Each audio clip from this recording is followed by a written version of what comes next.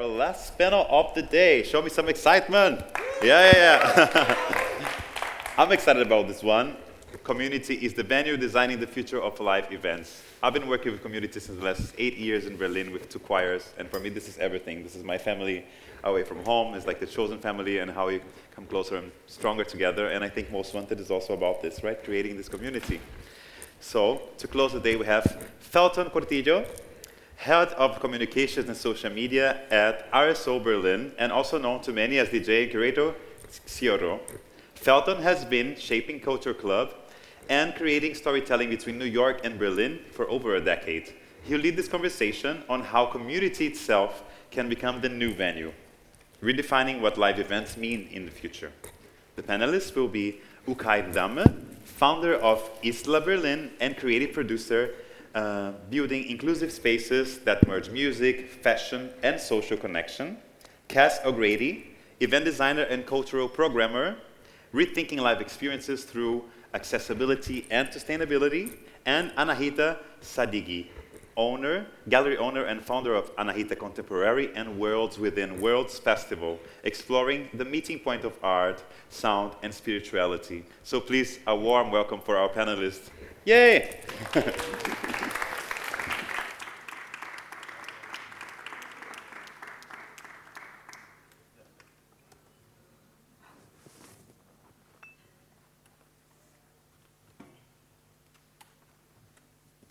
Hello, everyone. How are we doing today? Good. So we're here to discuss the topic, Community is the Venue, Designing the Future of Live Events. We're going to go around and introduce ourselves and what we do first, and then we'll get right into it. Sure. Hi, I'm Cass. I am the music curator, and I lead the operations for a party and spatial design studio called Playbody. We operate out of London, and we're essentially a collective of 4, which then expands out into a further collective of creatives and architects and designers and musicians and DJs and things like that of around 30. And we have a base in London in Hackney Wick, where we operate our club and experiment with designs and things like that. Hi, I'm Ukai, and I'm co-founder for MAAYA, if you know MAAYA Berlin, and I'm also the head of marketing. I'm a DJ and booker, promoter, like everything. Yeah. My name is Anahita. I'm from Berlin. I'm a gallerist, curator, cultural producer. I founded the Loft Presents 2 years ago, a multidisciplinary event series at the intersection of art, music, and live performance. And I'm very happy to be here. My name is Felton. I DJ under the alias Xiorro. I work for RSO as head of communications and marketing. Been there for 3 years, and I'm originally from the US. And I know it's always a question. People always want to know where in the US. I grew up between Boston and New York. So we're just going to jump into the topic.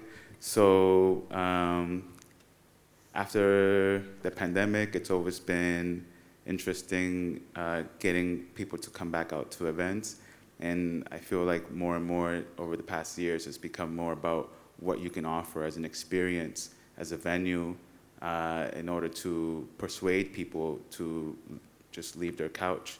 And more we see different platforms or organizations getting creative with these things. I know for one, where us at RSO, one of our points for people to attend is our sound system on the main floor. Everyone wants to hear the banging techno on the main floor, on the Curation sound system that's customized to the floor, and just being the industrial venue that it is. But how are other ways along the projects that you all have, how are you getting people to come out to your events with these creative setups and so on? So we started Playbody because honestly we were quite bored. I've worked in the music industry for over 10 years and everything felt quite the same. everything was taking place in a club.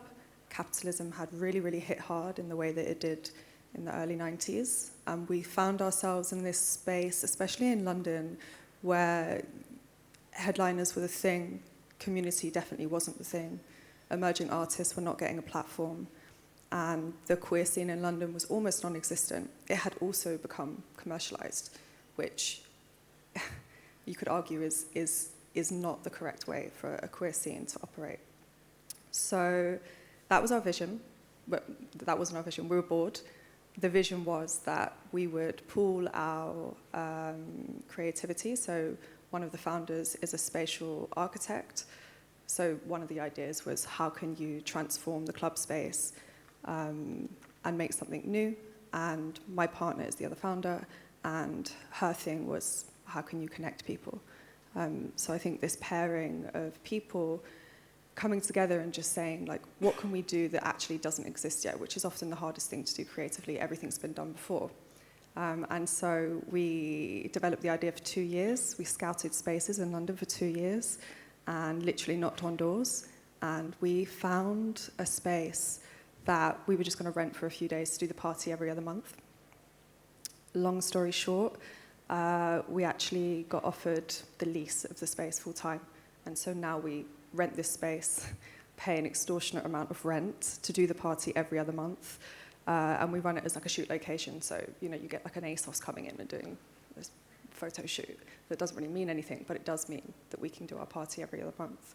And that's how we're operating. What we realized was that we were silly to think that we could ever do this in any other type of way.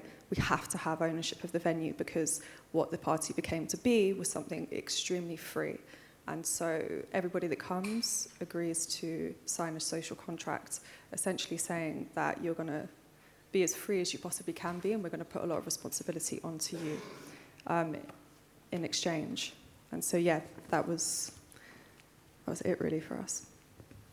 Ukai, would you like to elaborate? For me, like, because MAAYA is actually like our location company, like you don't have to look for a place. We decided to divide, like MAAYA is in 4 sections, and we have like the one section is called the MAAYA Gallery, the second is the MAAYA Pool, and we have the MAAYA Backyard, and the MAAYA Garden, beer garden. So we decided like the beer garden is for free, and there we always have like, we try to do a lot of community events also for free, and there we have open mic, open decks, so to bring the people a little bit more together. And yeah, then we have the backyard, for example, where we always have like this, we gift for communities which don't have the possibility to pay for much for a higher rent. And then we have like the inside, the gallery, where when we make an event, we use the screens. We have 24 screens, which we use to add like information about the event. It's not just a DJ playing. We try to always like put a lot of information, like just for example, when we make like an African party, like just say Angola independence is happening this weekend, we will make like a lot of information. When you come in, you can read about it, you see the gallery, like you see photos, you learn something about it. So we make this whole event a journey. That's what we try to do. And the pool, of course, there's a lot to see there, but we also always try to make it a journey with the music, modern African music. So we really try to put all the sections with a lot of entertainment, but also education, because we recognize that only parties, only dancing is not the thing anymore after the pandemic. That's very smart, yeah. Anahita? Yeah, that's really, really beautiful what you just described, I think. Yeah, journey is the key in really translating culture into collective presence. and really creating spaces with intention. And what you also described earlier, really breaking out of like existing patterns and just experimenting and really connecting with communities, you know, that's like essential, really like investing in relationships with your people, no matter where they come from, which background, like really engaging with different audiences. And I think along the road you'll realize how fruitful that is, you know, really engaging with different audiences and also co-creating, co-collaborating and really building platforms that are sustainable and meaningful. And I think as a female host, we also have maybe a different responsibility nowadays, because the structures and the dynamics are so patriarchal in a way, and I really hope for more transformation in these realms and worlds, and I think we'll all benefit from that. So yeah, my work is really at the center of community-driven experiences, whether it's art, music, design, and yeah, I think that's the art of like bringing people together with intention, with love, with care and respect. Well, you mentioned the word collaboration. What are some creative collaborations that you've all worked on that you find have truly transformed your event? Actually, I read an interesting article in Dazed about Playbody, and I actually found your collaborations for your project very interesting. Would you like to elaborate some more on some of the unique things that you guys worked on? Yeah, I mean, I guess I touched on it earlier, explaining that the collective is quite expansive. The core team is 4, but we work with people from across disciplines. And from the design perspective, so if you were to come to Playbody, you can't really see it online. We don't like to display it too much, because actually the beauty is in the effect of people walking into this space and understanding the intention behind it and the detail and the care and the love and the effort, and that moment of walking in and then trying to translate that via words to your friends is actually really powerful for us, because it's a point of intrigue. But the collaboration side of it is we collaborate with other architects and designers, which is always super fun, because we'll give them a brief and they'll come back and it will be always way beyond what we imagined. And then on the music side, we've actually kind of asked our community to take a leap with us. So we have a friend who is an opera singer and a flutist, and they were kind of dabbling in DJing, and we do something called Afterglow, which is the antithesis of the lights going up and the security kicking you out at the end of the night. It's essentially an ambient set where we put soft cushions around the space and we don't kick people out, and we ask people to instead sit, chat, chill, connect. And we asked our friend Seba to do this, and she really she went above and beyond, essentially formed a band and did an hour-long performance about transness, and through music just basically brought the entire club to tears. There was just this emotional upheaval in everybody, and that's just one example of us trying to give opportunities to people to collaborate with Playbody and use it as a platform, because it's there, and that's the essence of what it is. Our tagline is literally design for connection, design for human connection. And so that can mean literally through architecture. It can mean the way that we respond and talk to each other, invite people into the space. And so, yeah, collaboration. We wouldn't be where we are right now if it weren't for the people that we were working with outside of the core team. I found the stripper poles next to the DJ booth quite interesting. Yeah. Temporary Pleasure, they're an incredible architectural design studio doing something in the same space as us.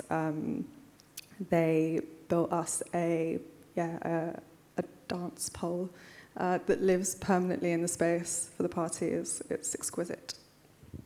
Thank you for sharing. Anahita, with Soft Power, I also saw that you're working through collaborations. Would you like to also elaborate on? Yeah, Soft Power was a special feature project for Berlin Art Week, and we started collaborating with Haus der Visionäre and Sonnenraum this year, and I really value this collaboration because it's intergenerational and transdisciplinary, and really open for co-creation. So I think what you also described earlier, like, you know, the people who come and the people who participate in the creation of a project, whether it's an exhibition, an immersive experience, a concert, a performance, or a party, it's like, you know, collaboratively building something that is sustainable. And the work with the people from Haus der Visionäre has been incredibly fruitful. And I think also this space is really telling us where Berlin was heading culturally. It's very experimental, it's independent, and it's hold this vision high of like an inclusive, transdisciplinary space, exploring culture in all its facets. And I think culture nowadays is also not only collective presence and a place where people want to be and connect and engage, but it's also a place of resistance.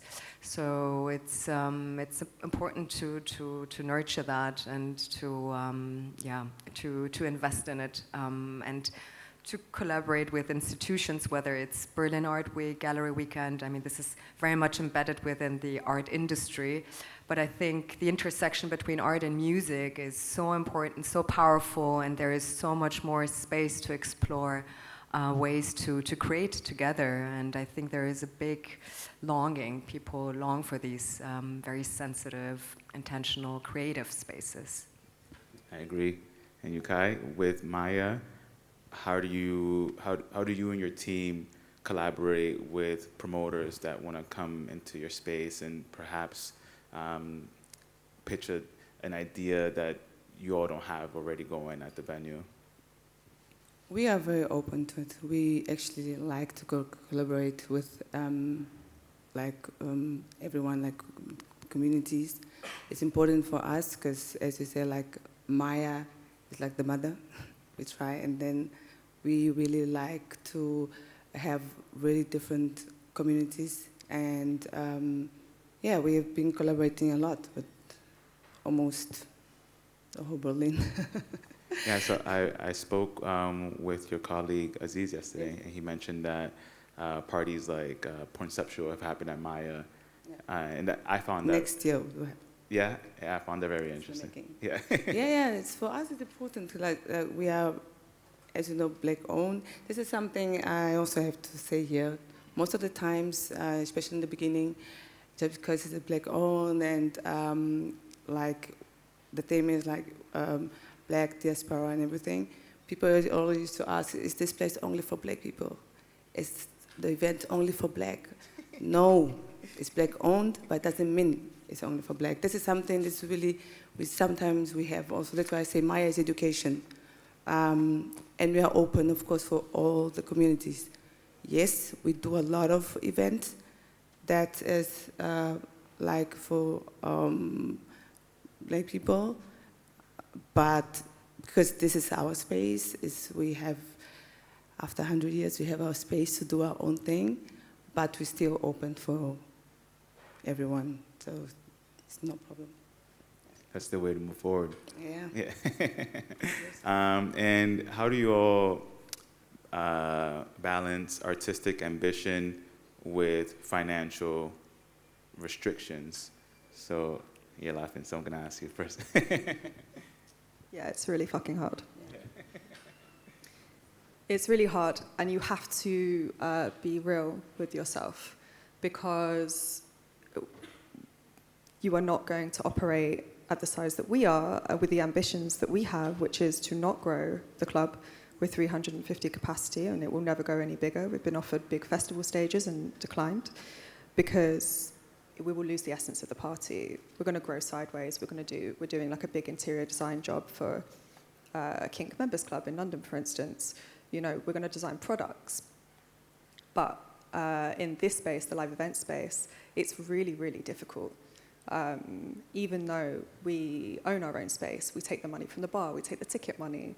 The project is really ambitious, and for it to stand on its own 2 feet, we pretty much have to reinvest all the money back into it. So we're actually looking at other ways to make money long term that isn't through this.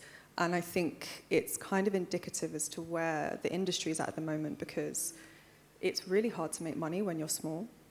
The big players take it all, and it's leaving a big gulf in between. So if you're medium-sized or you're a small venue, for instance, right now is a struggle, but I do have faith that we're going to see things go underground again, and at that point, the economy of it starts to reimburse the people that have been able to withstand this period right now. I don't think all is lost. I think that we just have to be real with ourselves and kind of push for the long term and actually think of creative ways to make money, because if you really want to do a party and you want to do it for all the right reasons, you're not the person that's trying to get the paycheck. So just stick at it.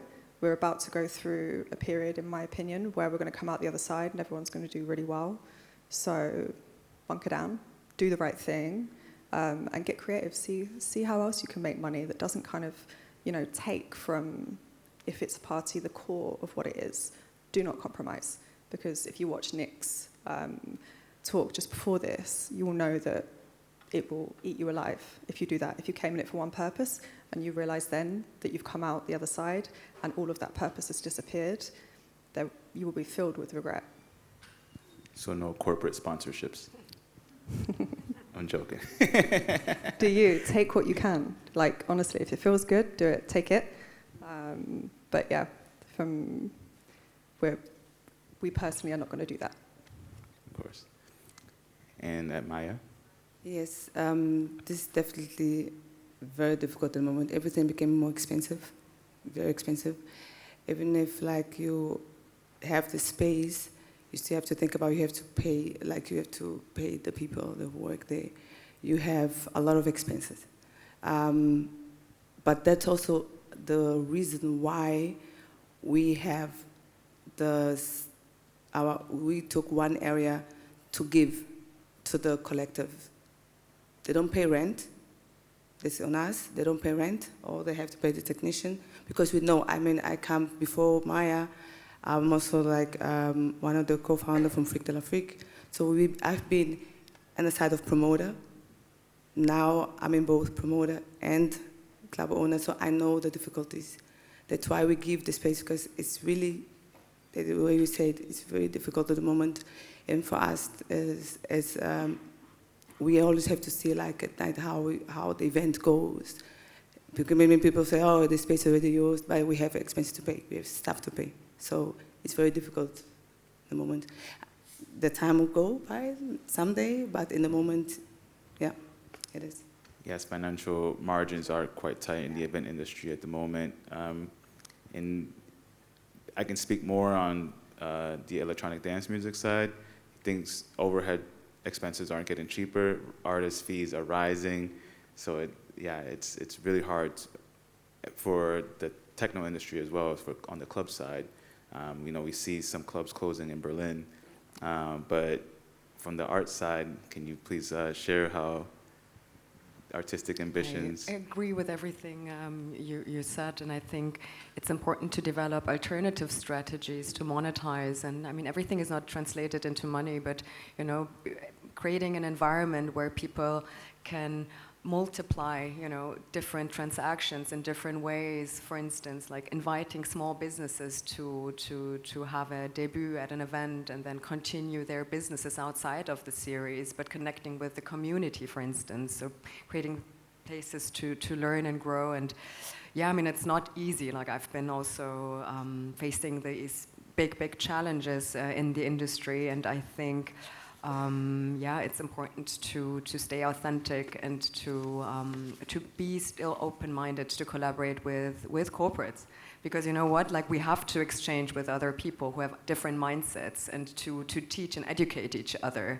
because you do need sometimes support from people who respect the space and respect the people behind it, and it's important to not close down these walls and be in touch with people and scenes. But yeah, this topic is, you can talk about it for long. Yeah, that could have been a panel of its own. Yeah. And we've mentioned the word community a lot throughout this talk.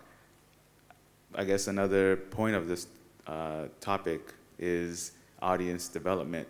How do we create the venues expand the venues to be more than just a space by becoming a cultural hub or essentially an adult community center for attendees, rather than just, I also go back and forth on this as a promoter myself.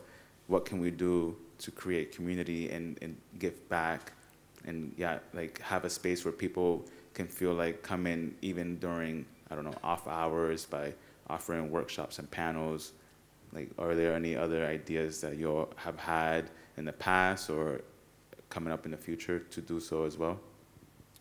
Yeah, I think a turning point for us, or just kind of an extension of what we were trying to do, but it kind of was a realization moment, was we were invited by the V&A to put on a night for the opening of their new site, which is in East London. Huge opportunity. Like, they gave us quite a lot of money to program this thing, and we sat down and we had this very, very long list of all these people that we've ever wanted to book. And by the end of the meeting, we had a list of 8 artists, and they were all our friends. Because we realized that, yeah, we could spend this money on, artists with agents and people we didn't know, but actually we have a community around us of musicians and DJs and artists who really want a platform. And for instance, a trans artist to go into the V&A and perform in front of 900 people who have never heard of them before is a statement. And that's what we did. And it was a kind of moment where we put a marker in the road and said, this is what we're always going to do now. We're going to build Playbody not just for us, but we're going to build it for the people around us. And we're going to keep feeding them back into it, and they're going to keep feeding back to us. And that's exactly what's happened. So our 2-year anniversary is coming up. We're doing a 3-day thing. So the club's in the middle. We've got Young Boy Dancing Group on the Friday, and Seba, the person that I spoke about earlier, approached us and said that they want to do an ambient night with us, and we've wanted to do that from the start, just had no capacity. And so now Seba's has programmed an exceptional lineup for the Sunday, and we're going to open the doors of the space, and people are going to come in and they're going to listen to ambient music, and we're all going to chill together. And this is just it's just an example of this. To us, is what community means. It means really getting to know people and not just kind of slapping a sticker on something and being like, community. Like, it's work. It's putting your intentions forward, and it really does feed back. It feels like we're in this beautiful feedback loop. All these people that we're meeting that believe in us and we believe in them, and giving each other opportunities. 2 of our artists that work with us a lot were on the Mercury Prize Awards 2 weeks ago with FKA Twigs, because she wants a piece of what we're doing. Like, it really, really does give back. And I think had the V&A thing happened and we had have gone down the route of spending all the money on people that we didn't know, I actually don't think that I would be sitting here right now. I don't think the growth of the platform would have happened in the way that it did. And so I would, through the experience that I've had, recommend doing things like this. Work with people that you love and that are just as good as that person with a massive manager, and 100K followers. Don't let community be a buzzword. But they can also be your friends, right? Like the people with the big managers. They can, and that's the thing as well. Like, as I say, I've worked in music for so long that we do arguably book headliners for Playbody as well, but they are also our friends. They're friends of friends. They're people we know. And a side note, we're small capacity, so we can do this. There is a limit to this, whereby maybe you need to sell 2,000 tickets, and this isn't a viable way of working. But for us, it really works at this scale. And at MAAYA, how do you all, well, actually, I have heard that on Mondays, you'll have industry nights, so workers from Berlin come and attend. Yeah, that's MAAYA Mondays. This is like, this night, we just decided, like, one day we were just sitting there, we thought, like, we know how hard it is to work at night, to have all this, like, if you're a barkeeper, if you're a cleaner, if you're, whatever it is, like, you work at night, it's so difficult. And you just needed this day for you So we have MAAYA normally on Mondays. We don't work, like it's free. Right? So we decided to do this MAAYA Monday, where we invite all the like people who work in the club, all the workers to come and relax. So we had this idea, so we wrote to Club Commission. We sent emails, we did all this kind of stuff, and yeah, it worked. So every Monday, everyone just want to relax. If you work at clubs, you can come to MAAYA and swim. You have massage. We have someone who does it.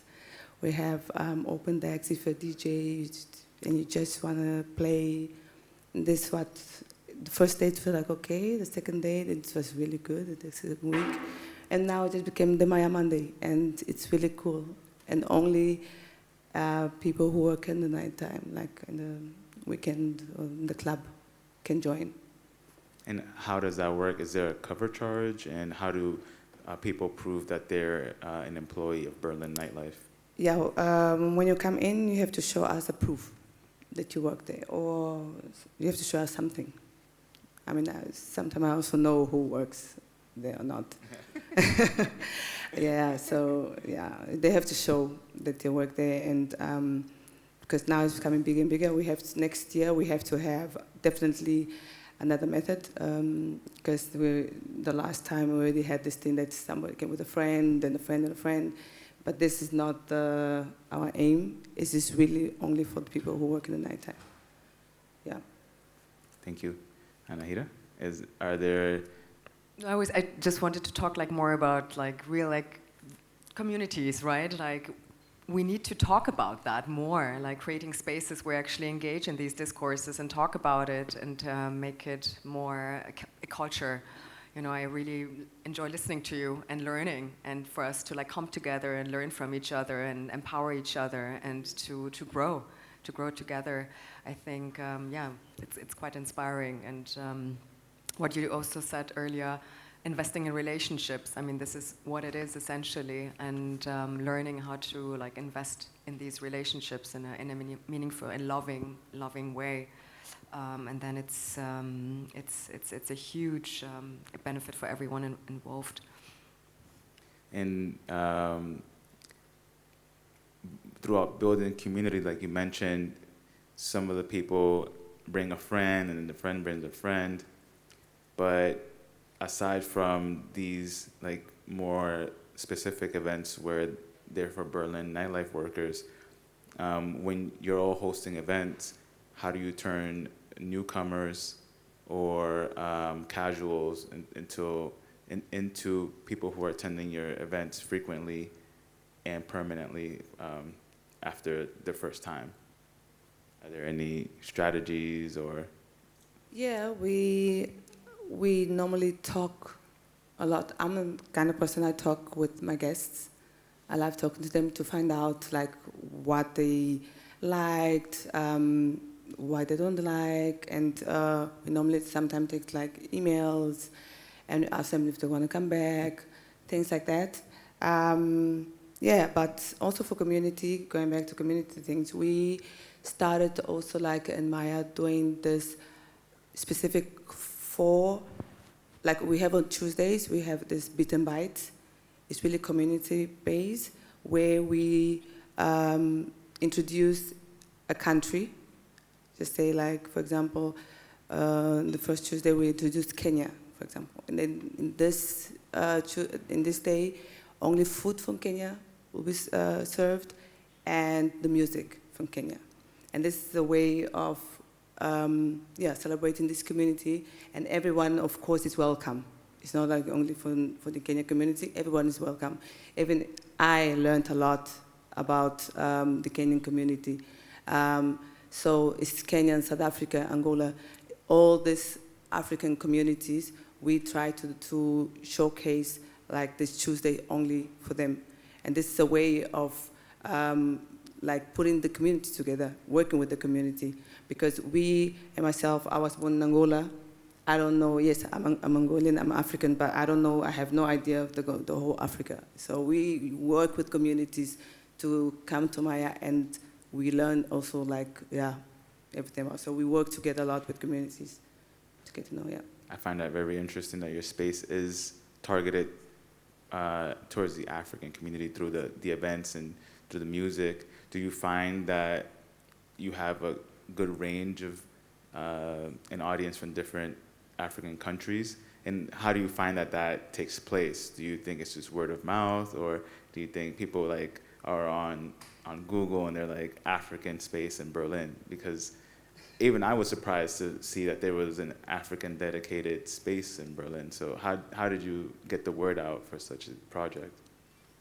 I mean, people already knew us from Fric de l'Afrique because they knew our work. We just carry on doing it, what we do best. Of course, it's bit and bite. People heard about it, and I think word of mouth was more kind of. I definitely want to come on a Tuesday. Yes. No, we have every day simple, different themes. Nice. And have you all found that audience expectations have shifted over the years when they're coming out to an event? Or do you find that each time you're just able to essentially copy and paste each formula? Or do you find that your events, you have to keep it interesting in order to keep attendance up per event? I think shift a lot. Because now people are not just coming. I mean, before the pandemic, you used to go to a club.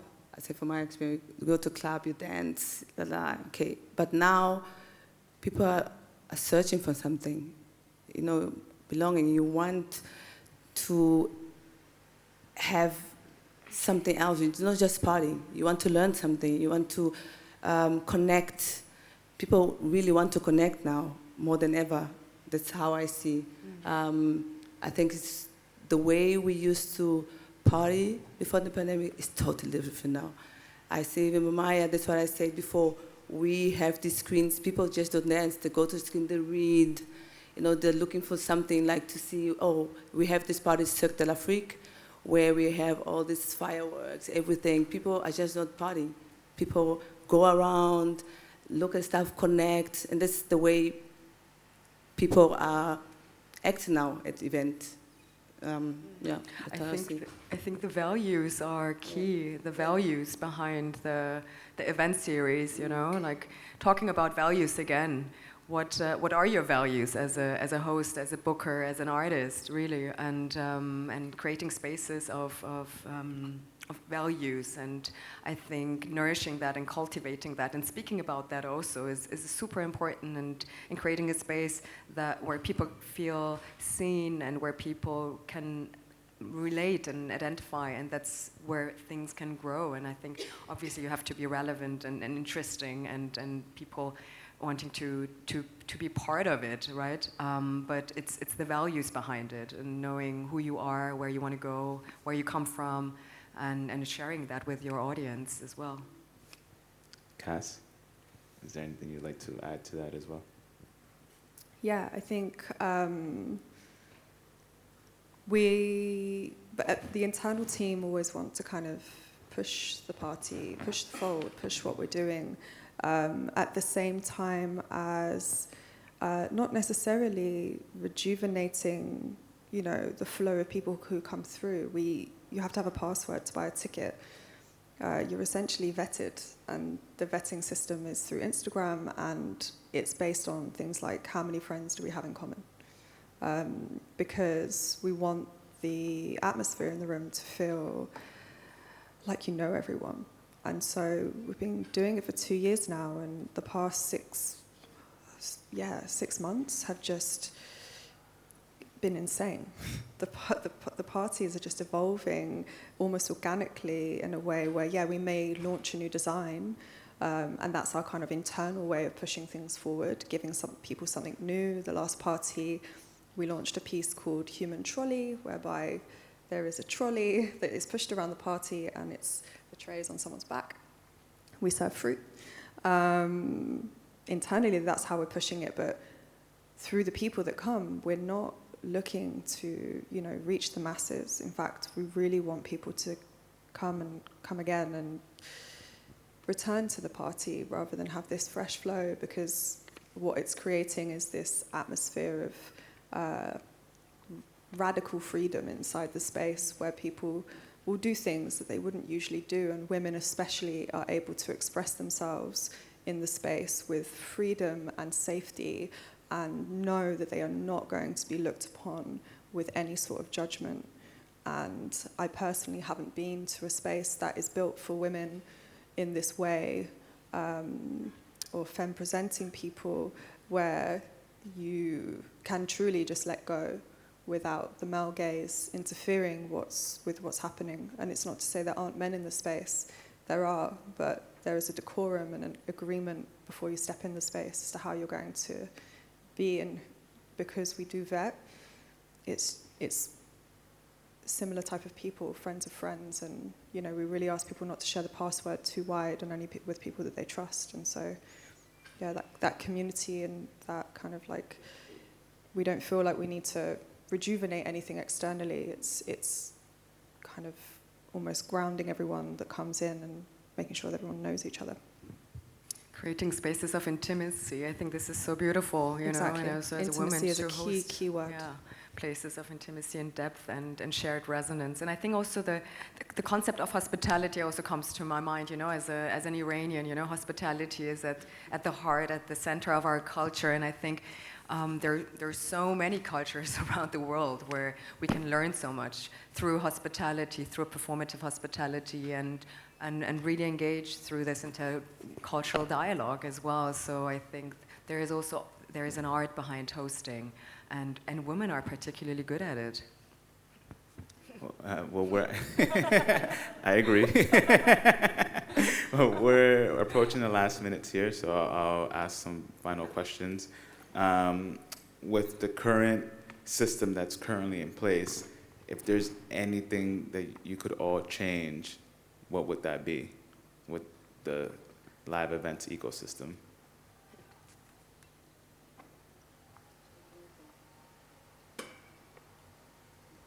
It's such a big question. Yeah. Okay. Yeah, there are many factors that go into the ecosystem of live events. But what would you change? Yeah. Just curious. I'm asking the questions. Why? I'm also asking a question here. I think there are many factors that could be changed. I guess one of them could be the representation of underrepresented groups. I know we had a spike post Black Lives Matter, and with every movement that's come over the last 10 years, there's fatigue that comes, and then with fatigue comes erasure of memory, because then everything returns back to normality. So I think that's a focus that should return back into the minds of the live events industry and I'm not saying that women shouldn't be represented, because that's absolutely, it should be all groups across the board, but the same power that has gone in, I can only say that for techno, that has gone in with pushing more women forward towards the front, that can go towards also other groups to represent them. I know there are artists that have in their clause, I won't play if it's an all-male lineup. So, something similar can be I've seen it for other groups as well, but not as much as I'm not playing on an old dude lineup. So that's something that I think. Yeah, not just the artists, the club owners, the technicians, the bookers, like the curation, like everything should be more, diverse. And then it's also more fun for everyone involved, I think, yeah. Well, that's one of the things that I enjoy working at RSO, actually, not to toot ourselves, but it's that we have a very well-balanced and diverse team. And that also shows like on the club level with employees that work there. So from the booking office to the back office to the club level, I think that we have a very well-balanced organization, including with our bouncers. Me as a black artist, when I pull up to the door, I know I'm not going to be met with a certain level of scrutiny because everyone there is black or Arab, and it's kind of like, yo, what's up? And there's not this like, who are you, blah, blah, blah. It's kind of like, oh, what's up, we remember you, you know? And it feels more welcoming from that fact, because there's been other German clubs that I've played at that you kind of pull up and they're kind of like, who are you? Because I don't fit the mold of the typical techno DJ. So they sometimes think that I'm a guest or that I'm a rapper coming for the night. So, yeah.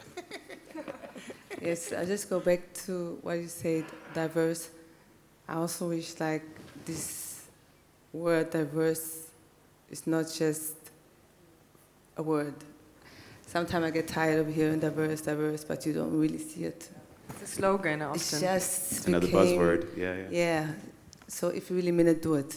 I mean, that's what we did also. Just say my own example in MAAYA, we really tried to, we're doing it, diverse.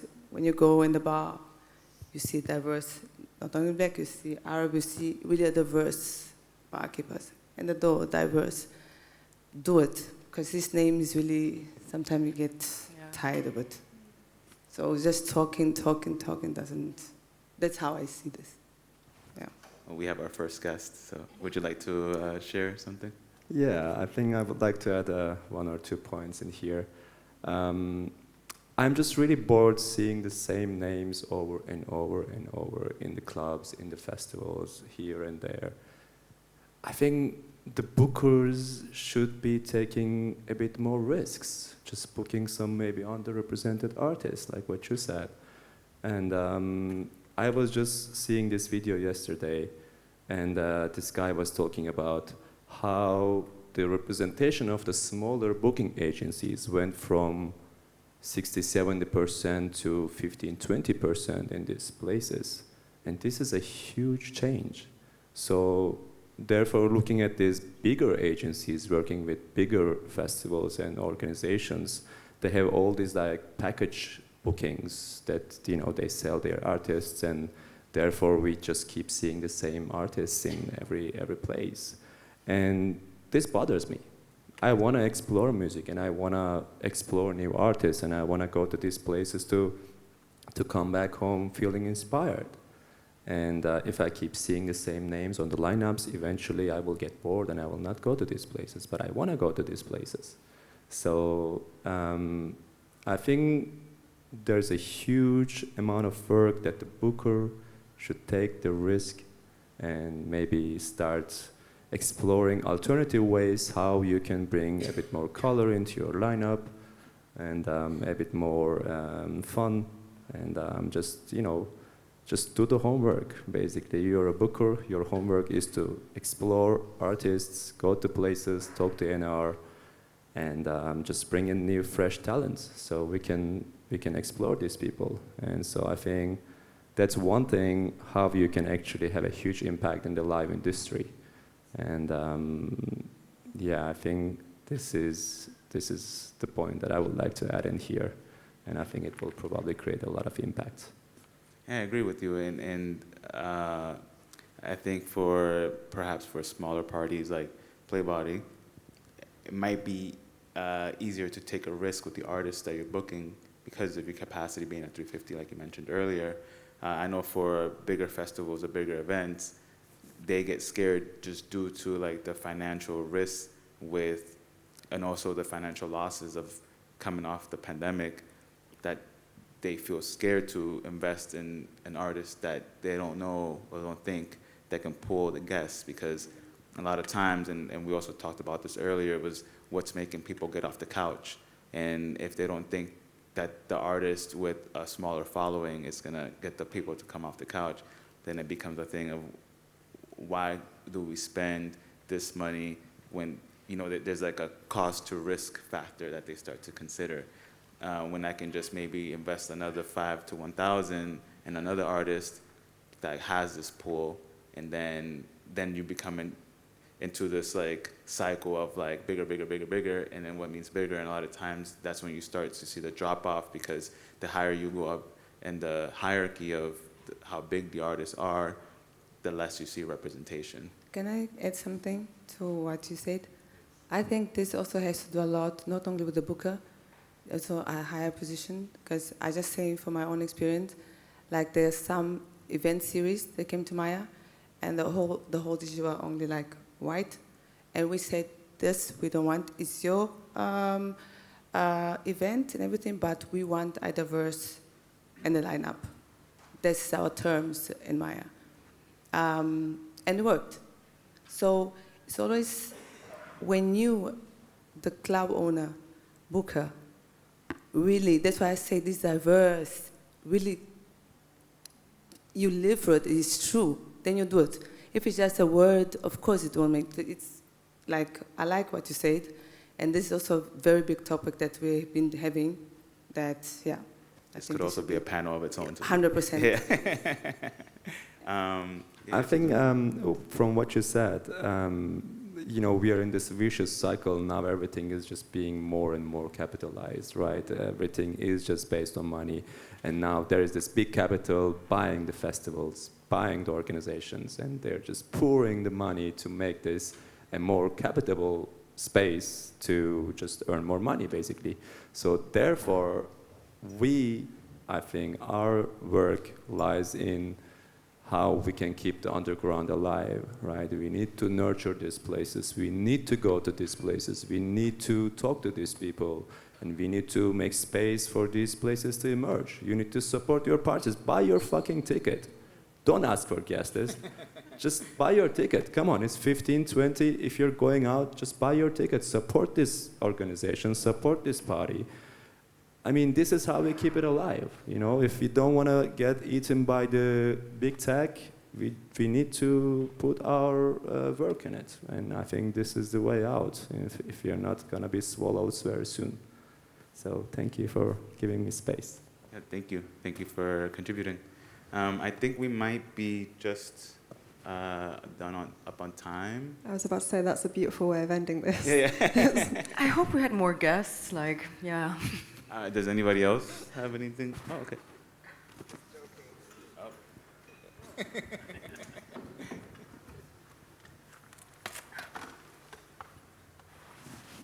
Hi, it's so cool to sit here, honestly.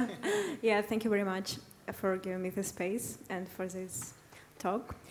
I organize an event for Ukrainian queer community very soon, and I wasn't worrying. I represent a venue,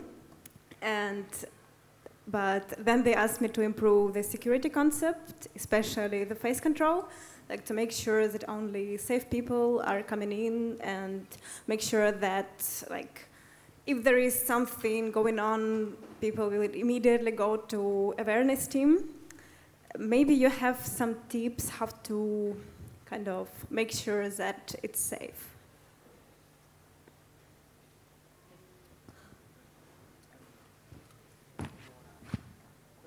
I'm not sure that I understood. Do you work with an awareness team, or? No, I represent a venue, and I organize, like, kind of help to organize the event, but I have to, like, improve the face control.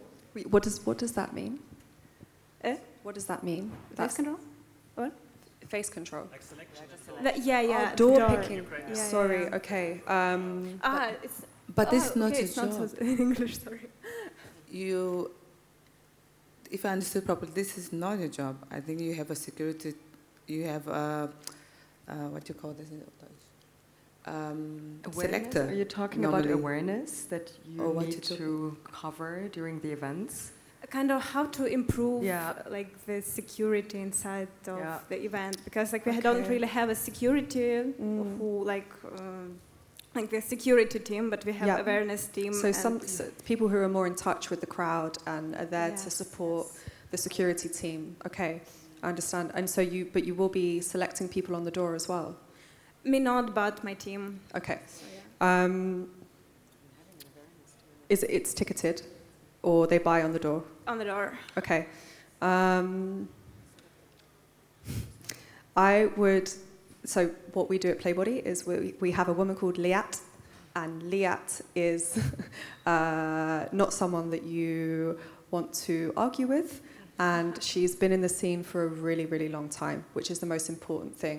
So she has been around way longer than we have, and she knows people. She understands the kind of dramas that have gone on in other spaces, and this intel is super, super important, because what you cannot do is just judge someone by the way they look, of course. Yeah, that's the thing. It's the complete opposite of what we want to do. So having someone who actually has knowledge and knows everybody that's coming to your door is the most important thing. I would spend all my time and effort in finding that person who's been around for a very long time, understands the nuance of this scene, and is really, really deeply entrenched, because they're the only person really, truly, more so than I do. I could not stand on that door and pick who does and doesn't come in. I don't have the right. I haven't been in the scene long enough. But you could argue that Liat really, really does. So I would find this person and spend all of your energy. And then the internal awareness team, find some really kind people that party a lot and have the credentials. So they've done some training and they're able to really support the people who maybe need it inside the space. But I think that door person's really, really key. And yeah, there should be someone that... Afterwards, I can give you contact of people who really know this. Thank you. Select, I will give you after. Thank you very much. Okay, yeah. Thank you very much. Well, thank you. So yeah, that's all we have for time. So we're gonna wrap up. Thank you all for joining today's discussion on this topic, and everyone else on the outside of the fishbowl. And hope to see you all again. Thank you. Thank you. Thank you for such a nice conversation, super important topics. Today was a very inspiring day when we were talking about sustainability, not only with the industry, with the world, with the people who collaborate. We talked about sober partying, we talked about communities, we talked about our identity beyond our work. This was so inspiring. So thank you for today. Tomorrow we have 90 people also as panelists. We have 8 stages. Come around. Here at 7:45, Alex Stolze is going to play, and you're welcome to stay. See you soon. Ciao, ciao. Thank you.